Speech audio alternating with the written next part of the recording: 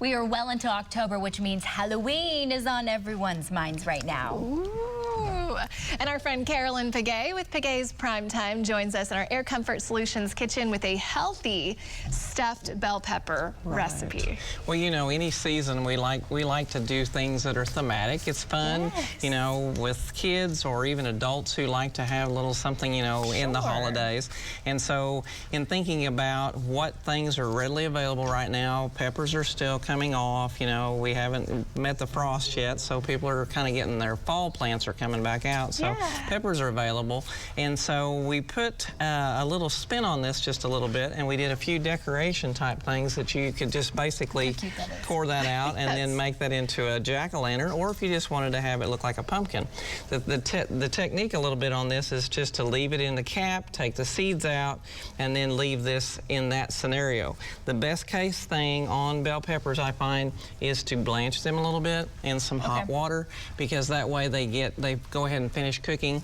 If you like yours a little more crisp, you won't have to have that step, but it just makes them cook on through a little bit better. Makes them more tender. Yes, just a little more tender. And we're using our F1 Wagyu cross, the meats that we use at Piguet's Primetime that we're real proud of, local sourced. I grow the beef myself.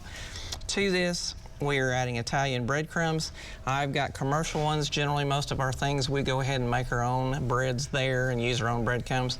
We're really excited right now because we've got some local wheat that's stone ground that comes out of Enid from the Chisholm Mills, so we're really excited about that. But to this, we've added breadcrumbs. It's real easy. A cup of breadcrumbs, a cup of milk, and then 1 egg, and we just basically, you know, we'll add onions to that, and then we're gonna mix this all up just like, and we were talking, Tatum and I were talking, it's just like a meatloaf recipe, and she and I both agreed less is more on this. You know, sometimes when you're mixing, you mean? Well, and also, don't be afraid to get in there with your hands. That's how you really get everything incorporated, and you don't have little onion pieces falling out.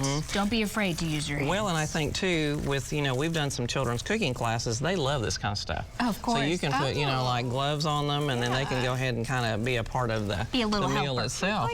For sure. And so you're just simply going to fill this and, you know, pack that in there at some point, and then you will bake it at 350 degrees for about an hour.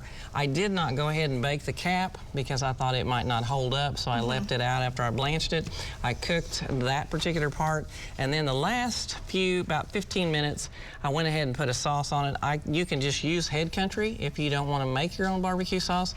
If you do want to, I put a recipe with this particular part of it that you can take mustard and ketchup and brown sugar and then make your own barbecue sauce in that sense.